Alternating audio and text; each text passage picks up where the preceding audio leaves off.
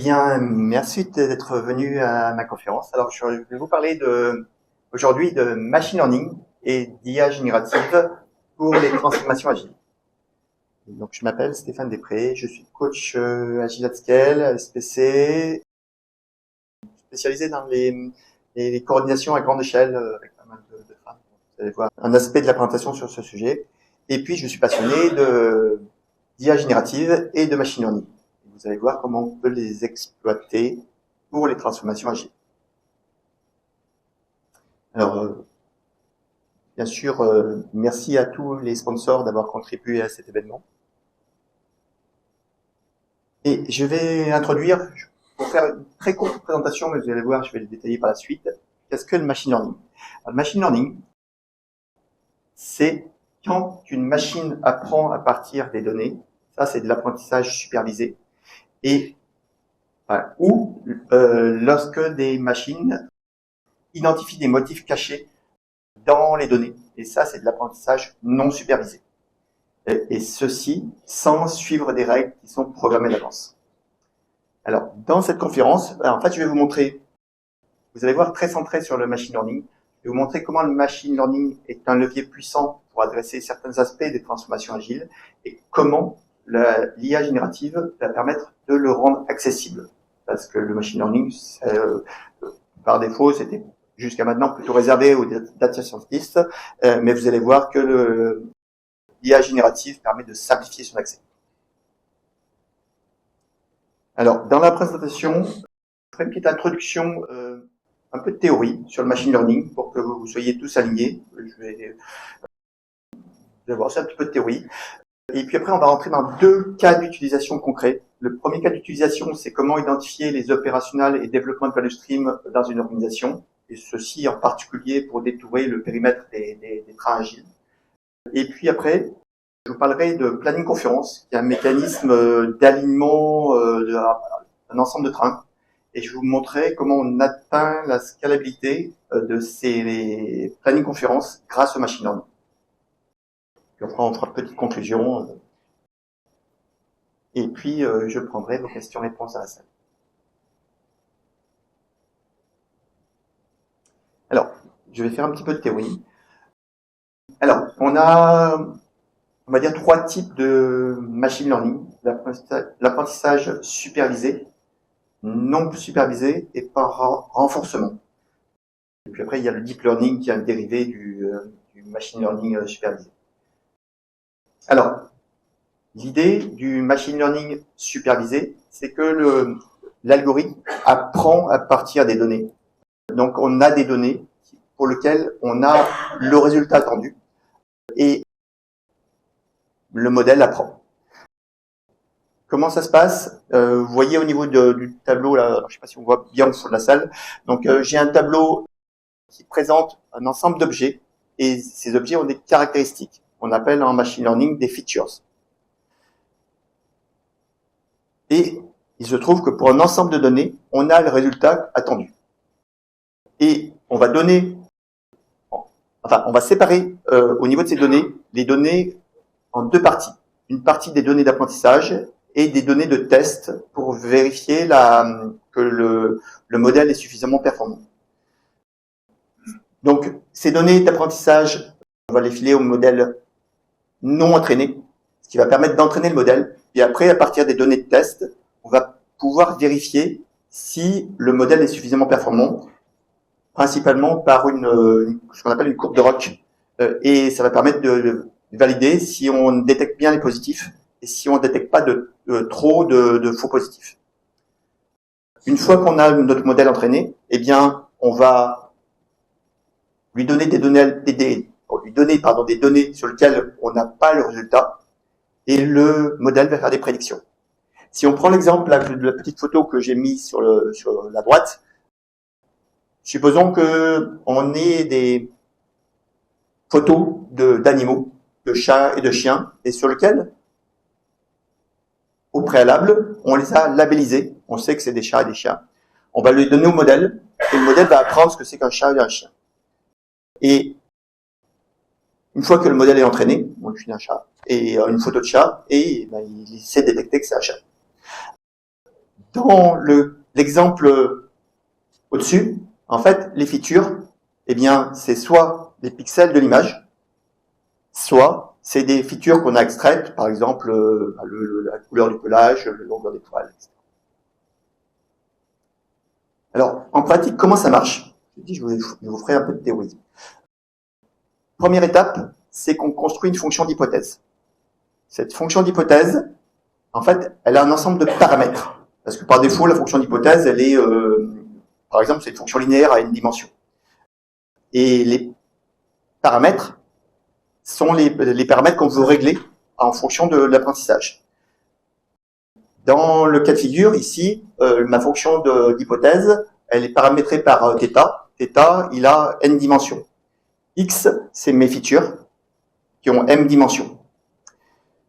Et l'idée, c'est qu'on construit une fonction de coût qui vient évaluer les écarts entre cette fonction d'hypothèse et les données d'apprentissage. Et en fait, l'idée, bien sûr, c'est que la fonction de coût, il faut la minimiser. La minimiser pour avoir une fonction qui va s'approcher des données d'apprentissage. Et pour converger, eh bien, ici, on a, c'est très, très illustratif, on a un cas simple où on n'a que deux dimensions, on a θ0 et θ1, et, eh bien, une valeur en fonction de deux paramètres, c'est une surface, trois dimensions. Et au début, on prend un point au hasard sur la courbe, et on va prendre le gradient pour aller converger vers un minimum. Si on se débrouille bien, notre fonction de coût, elle est convexe, et donc le minimum local est égal au minimum global. Et donc du coup, on va converger vers le point de la surface qui minimise l'erreur. Et dans ce cas, on a construit tout simplement eh bien notre fonction d'hypothèse qui s'approche le plus possible des valeurs d'apprentissage. C'est comme ça que fonctionnent en machine learning les régressions linéaires, les régressions logistiques, et c'est comme ça que fonctionne un neurone dans les réseaux neuronaux. Voilà. Donc vous connaissez les bases de la théorie, on va dire. Alors les difficultés d'opération, c'est choisir le bon modèle, parce qu'il y a plein de modèles différents qui existent. C'est identifier les bonnes features, parce que les features qui sont données initialement ne sont pas forcément les bonnes, et souvent il faut les dériver avec une connaissance du métier. Et il faut avoir beaucoup de données, notamment par exemple pour détecter des chats et des chiens, il faut donner beaucoup de photos de chats et de chiens. Et puis un dernier problème, c'est que, alors je vous ai symbolisé par les petites courbes là en bas, supposons que ma courbe qu'il faut approximer, interpoler, est ma courbe en rouge, la première courbe en rouge ici. Eh bien, si le modèle est trop simpliste, et bien par exemple qu'il ait une droite ici, on est dans ce qu'on appelle le underfitting, c'est-à-dire qu'on a un modèle qui est trop simpliste. Par contre, si on passe par tous les points, et souvent dans les données, eh bien en fait on a des outliers, du bruit, et si on passe par tous les points, ben, c'est pas forcément ce qu'on veut non plus. Donc du coup, il y a un paramètre à régler pour être ni en overfitting ni en underfitting. Ça, c'est un peu la théorie. Deuxième grande catégorie de machine learning, on a l'apprentissage non supervisé. Et là, l'idée, c'est d'identifier des patterns dans les données. Des patterns dans les données, mais sans information d'apprentissage, sans données d'apprentissage.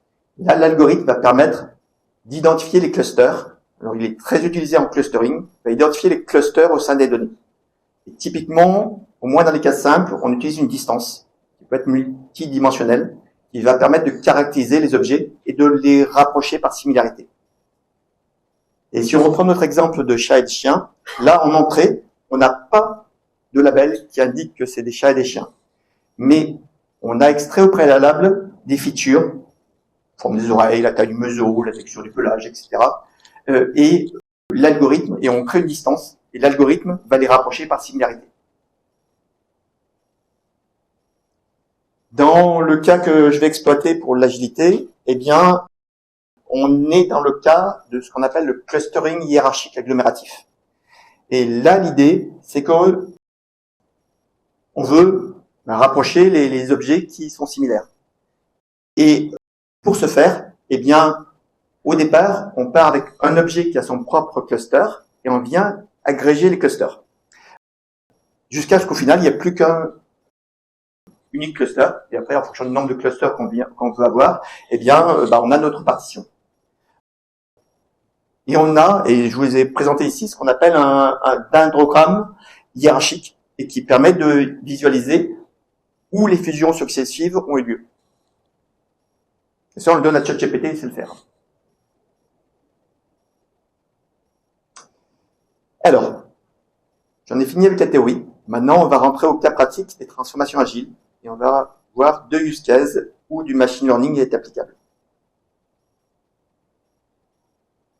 Et on va commencer par l'identification des opérationnels et développement de value stream. Donc, je vous rappelle, c'est utilisé pour identifier entre autres le périmètre des trains. Alors, je vous rappelle, je le fais vraiment très simplifié, mais l'opérationnel value stream, quelque part c'est la séquence d'activité, le process métier qui vient derrière, qui vient délivrer un produit ou un service auprès du client et produire de la valeur auprès du client et de la société. Par contre, notre développement de value stream, c'est lui qui va créer les solutions qui vont supporter cet opérationnel value stream. Alors, deux idées pour utiliser l'IA. Première idée, mais celle-là, elle n'est pas nouvelle, d'ailleurs, elle a été présentée à Agile en scène l'année dernière, c'est utilisons l'IA générative pour venir identifier les opérationnels de value stream. Pour ce faire, on donne à une IA générative, ChatGPT ou autre, de la documentation sectorielle et de la documentation de l'entreprise sur le périmètre sur lequel on veut extraire l'opérationnel value stream. Et on obtient une opérationnel value stream pierre à casser. L'idée, c'est que c'est pas forcément simple d'identifier une opérationnel value stream en atelier. Souvent, c'est bien de partir d'une pierre à casser. C'est plus simple parce que les gens se projettent mieux. Donc là, l'idée, c'est d'utiliser cette pierre à casser comme premier élément de discussion. Et deuxième idée, cette fois un peu plus novatrice, c'est de se dire, exploitons le machine learning pour identifier les DVS. Et pour ce faire, on va supposer que sur le périmètre considéré, ce qui était le cas sur mon périmètre, les équipes sont plutôt bien formées. Il n'y a pas à restructurer les équipes. Mais par contre, il y a les agglomérés pour identifier des trains, etc. Et sur cette base, construisions une distance, au sens mathématique du terme, entre les différents objets, donc ici les différentes équipes. Ce qui va permettre, en utilisant du machine learning non supervisé, du clustering, d'identifier les équipes qui ont du sens à aller ensemble, et donc d'identifier le périmètre des DVS, des développement value stream, et donc des trains. Et puis du coup, ça permettra d'avoir une partition en termes de DVS à exploiter dans le cadre d'un atelier à casser, qui derrière va donner lieu à une vraie partition développement value stream. Et puis cerise sur le gâteau, pour le machine learning, plutôt que de faire appel à un data scientist, demandons à ChatGPT. Et du coup, le type de modèle à utiliser, 2, le moteur lui-même, on le fait générer par ChatGPT. Alors, maintenant, vous allez me dire, tout à l'heure, je vous ai parlé de distance. Donc, quelle distance utiliser? Alors, la distance que j'ai utilisée est une heuristique, on va dire, c'est moi qui l'ai inventée, qui avéré bien correspondre aux besoins. Alors, la distance a différentes composantes qui sont pondérées. Première composante, qui voit à peu près de soi, le degré de dépendance entre les équipes. Alors, le degré de dépendance, comment on l'extrait? C'est simple, sur les périmètres où il y a des trains, on prend les air planning boards et on identifie le nombre des dépendances. Extraction automatique. Deuxième cas de figure, la proximité vis-à-vis des dépendances externes. Si j'ai deux équipes qui ont les mêmes dépendances externes en dehors du périmètre que je veux évaluer, eh bien on va les rapprocher parce que ce sera plus simple à gérer. Troisième composante, les proximités vis-à-vis des activités de l'opérationnel value stream. Si j'ai deux équipes qui contribuent à une solution pour la même activité de l'opérationnel value stream, on va les rapprocher parce qu'elles contribuent à le même groupe de solutions. Quatrième composante, la contribution à des catégories d'offres similaires. Donc, si j'ai deux équipes qui travaillent pour la même catégorie d'offres, on va avoir tendance à les rapprocher. Et enfin, dernière composante, tout bêtement, la localisation géographique.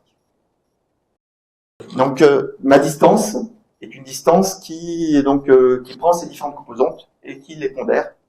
Donc, on a une distance entre deux équipes.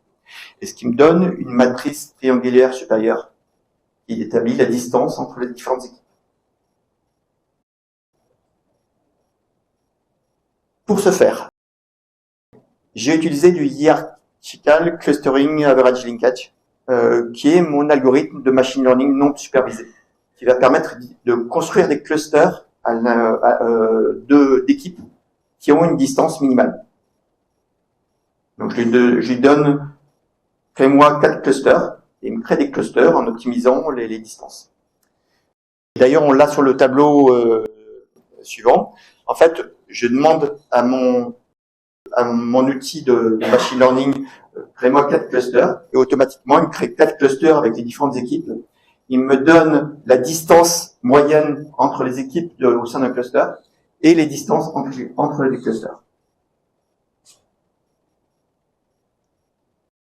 Et d'ailleurs, je peux même vous faire la démo de... Alors, en fait, vous allez voir, hein, j'ai demandé à mon ami ChatGPT de générer l'outil. Il l'a généré en Excel VBA. Donc ici,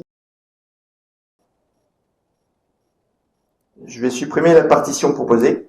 Oups. Et je lui demande... Alors ici, j'ai une distance. Donc j'ai une matrice de distance entre mes différentes équipes. Et calculer le cluster, et automatiquement, en une demi-seconde, il me calcule mes clusters. Alors vous allez me dire, est-ce que finalement ça sert, est-ce que ça a vraiment été exploité, utilisé? Et bien, la réponse est oui. Mais avant ça,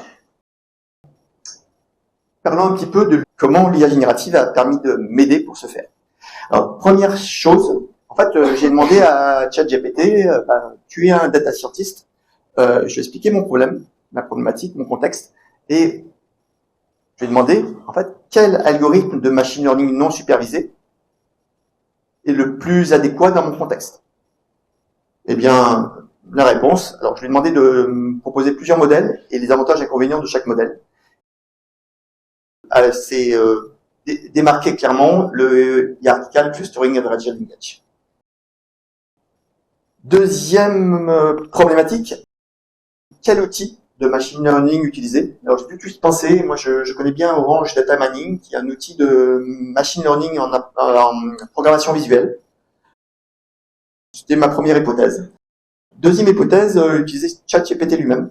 Et en fait, si vous ferez le test, si vous lui filez une matrice triangulaire supérieure et que vous lui demandez fais-moi 4 clusters en minimisant la distance, ben, il répond bien. Et ça marche.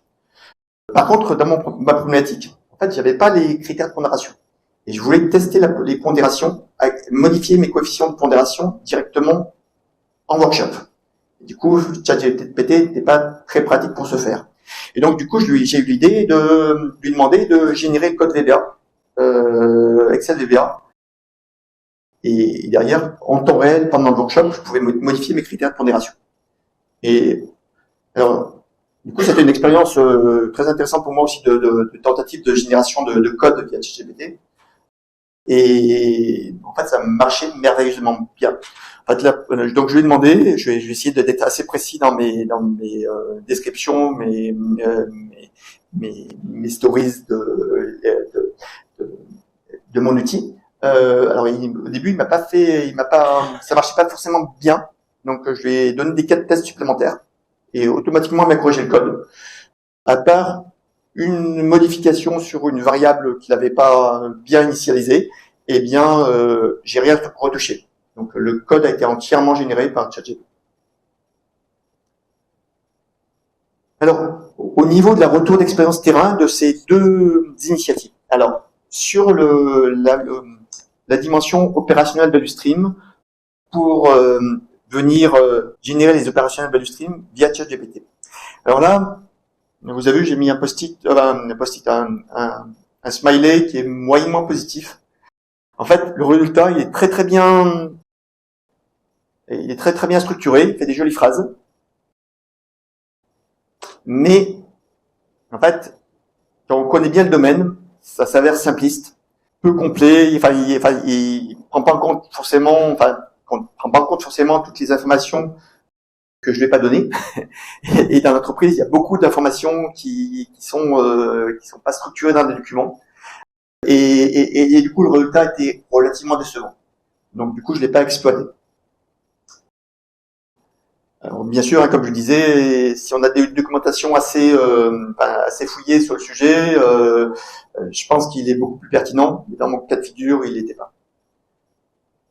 Par contre, sur les développements de value stream, alors initialement, avant d'utiliser du machine learning, on s'est posé la question comment on découpe, quoi. On voulait lancer un nouveau train, il y avait déjà des trains existants. Quels sont les axes de découpage? Alors, on n'était pas forcément très clair sur le sujet. On avait une idée, c'est que en fait, sur le périmètre, il y avait une plateforme et des produits dessus de la plateforme. On s'est dit bon, on va faire un train plateforme et des trains produits. Mais en fait, il y avait beaucoup de couplage entre plateforme et produits, en tout cas certains produits, ce qui nous embêtait. Et donc du coup, on a utilisé l'outil de machine learning. En science, on a modifié on a fait quelques essais, on a modifié les critères de pondération, et on arrivait à un résultat qui a bluffé toute l'assistance, parce que en fait, il a eu l'idée c'est des mathématiques, hein, mais de regrouper dans un même cluster non seulement la plateforme, mais aussi 2-3 produits qui étaient très dépendants et qui faisaient très intégrés au cœur de la plateforme. Et ça n'avait pas été envisagé au départ, et ça a tout de suite été plébiscité. On a fait quelques ajustements en sciences, mais grosso modo, on a gardé la partition qui est proposée. Et en fait, là récemment, on a lancé un nouveau train là, sur la base de ce qui a été partitionné ici. Et ça marche très bien. Et du coup, c'est une très bonne idée. Tout le monde est très content. Donc voici mon premier use case d'utilisation du machine learning. Deuxième use case. Alors, il se trouve que j'anime au sein de la société pour laquelle vous allez le voir sur Orange Business, parce que de toute façon, je fais une présentation demain sur Orange Business et vous allez le voir. Je fais une deuxième conférence demain. Alors, j'anime des planning conférences. Alors, les planning conférences, je vais détailler ce que c'est. Et en fait, on avait une problématique de scalabilité. Alors, l'idée, c'est qu'on a beaucoup de trains qui ont des dépendances. Beaucoup de trains, quand je dis beaucoup, c'est 18. On a 18 trains qui sont en dépendance, sur un périmètre de 30 trains Orange Business. Et comment gérer la coordination, l'orchestration entre les trains, entre tous ces trains. Alors, initialement, j'avais lancé une planning conférence que je vais vous décrire, mais on avait un problème, c'est que on était déjà à 11 ou 12 trains, et ça commençait à être compliqué au niveau scalabilité. Et donc, le machine learning a permis d'aider. Alors, l'objectif des planning conférences, c'est d'aligner les visions. Aligner les visions entre les trains, aligner les stratégies d'implémentation, l'architecture, aligner les roadmaps des trains et aligner le plan des PI. Et il se trouve, alors, comment, en quelques mots, je vous ai affiché un petit diagramme ici qui présente les différentes étapes. Je demande aux différents trains du périmètre de préparer pour mettre à jour le roadmap avant la conférence, de renseigner un board de pré-PI planning que je vais vous présenter, de préparer des présentations et enfin d'identifier les problèmes d'alignement, que ce soit des problèmes d'alignement de vision, de roadmap ou d'architecture.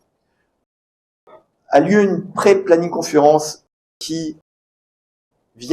on vient présenter l'architecture d'entreprise. Et en fait, chaque train fait une présentation en présentant principalement sa roadmap, mais centrée sur les dépendances avec les autres trains. Et vient présenter aussi ses problèmes d'alignement. La planning conférence en elle-même, c'est une revue des roadmaps et un pré-PI planning pour s'aligner sur les dépendances. A lieu les PI planning, et ensuite j'ai une post-planning conférence où l'idée c'est d'avoir une photo finale et puis d'identifier les risques et actions résiduelles, actions d'atténuation des risques. Alors, au niveau du pré et du post-PI planning, il se trouve que j'ai un board matriciel de dépendance train. Donc c'est une matrice train. Et en fait, ce que je demande aux différents trains, c'est avant la conférence de venir remplir ce board. Et ce board, il est rempli comme ça. J'ai besoin que je sois le train 1. J'ai un besoin vis-à-vis du train 2. C'est une cellule de la matrice. Ce besoin, eh bien, il va correspondre à des features dans le train 2. Ces features dans le train 2, c'est avant le PI planning. Donc, c'est pas un engagement. Mais pour autant, je veux avoir de la part du train producteur un degré de confiance d'intégrer ces features dans le plan du PI. Et ce degré de confiance va orienter le train 1 pour dire, ah oui, telle feature qui a besoin d'une feature dans le train 2, le train 2 ne peut pas le faire, potentiellement je vais la déscoper de mes features candidates. Ça permet de s'aligner entre plans. Degré de confiance, 3 niveaux de confiance, haut, incertain et no way, on n'arrivera pas à le faire parce qu'on n'a pas la capacité ou pas la vélocité compte tenu des priorités. Alors, ça marche très bien. Le seul problème, c'est que avec 18 trains, mais en fait, j'ai oublié. Pendant la conférence, c'est moi qui facilite et je viens s'assurer que les besoins ont été correctement et sont suffisamment clairs. Et deuxièmement, que tout le monde est aligné par rapport à le degré de confiance et venir arbitrer si besoin. Alors ça marche très bien, sauf que en fait pendant le pré-PI planning ou le post-PI planning, en fait la revue c'est 2 à 2, c'est 2 trains à la fois. Et du coup tout le monde se disait, eh bien en fait je perds mon ton parce que pendant qu'il y a 2 trains qui passent, moi je prends des pouces. Et donc du coup l'idée c'est de se dire, en fait regroupons par cluster. Regroupons par cluster pour que derrière, en fait chacun ait un agenda et ne vienne qu'au moment où il va passer. Et donc, du coup, dynamiquement, l'idée c'est que dynamiquement, avant la planning conférence, eh bien, je viens identifier les temps de passage, les agendas des passages. Le problème par rapport au use case précédent, c'est que là, c'est pas du clustering, parce qu'en fait, on peut pas définir des clusters parce qu'il y a des adhérences. Et donc, du coup, c'est du fuzzy clustering. Donc, j'ai un algorithme de machine learning qui permet de faire du fuzzy clustering. Et vous allez le voir. Ici, voilà ce que ça donne. J'ai ma matrice de dépendance entre mes 18 trains. J'applique du machine learning et automatiquement, en presse-bouton, il vient m'identifier pour chaque dépendance un ordre et un temps de passage et vient consolider tout ça. Pour chaque train, j'ai une heure de passage. Et du coup, ça permet d'optimiser le temps de tout le monde. Alors, pour les trains qui ont beaucoup de dépendances, comme le ART1, j'essaie d'anonymiser, eh bien, il faut qu'ils viennent pendant toute la séance. Par contre, pour un train comme ART8 qui a très peu de dépendances, lui, il a besoin de venir que 15 minutes. Donc, tout le monde, il gagne du temps, quoi. Et ça permet vraiment d'adresser la scalabilité de l'event.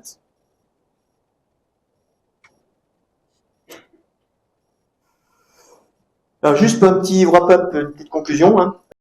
Comme vous l'avez vu, le machine learning non supervisé, c'est pas forcément super connu, mais c'est un excellent outil de clustering. Et je trouve que le clustering, en fait, c'est très utile dans nos transformations agiles, simplement déjà pour venir optimiser nos structures organisationnelles. Le fait que, eh bien, l'IA générative permet de nous aider pour identifier les bons algorithmes, voire pour générer le moteur, eh bien, il n'y a plus besoin de data scientist. Et alors, je rappelle quand même aussi que le machine learning, aussi bien que l'IA d'ailleurs, hein, c'est vraiment un catalyseur, ça permet d'aider, hein, mais au final, il faut contrôler parce que et puis c'est pas tout, ça connaît pas tous les paramètres, donc ça remplace pas l'humain. Et si vous revenez ma présentation, au début de ma présentation, je vous ai présenté le machine learning en apprentissage supervisé et non supervisé. On a vraiment exploité le machine learning en apprentissage non supervisé. Par contre, le supervisé, l'apprentissage à partir de données, j'ai pas du use case, mais je pense qu'on peut faire des choses super intéressantes avec. Ça sera sûrement l'objet d'une prochaine conférence l'année prochaine.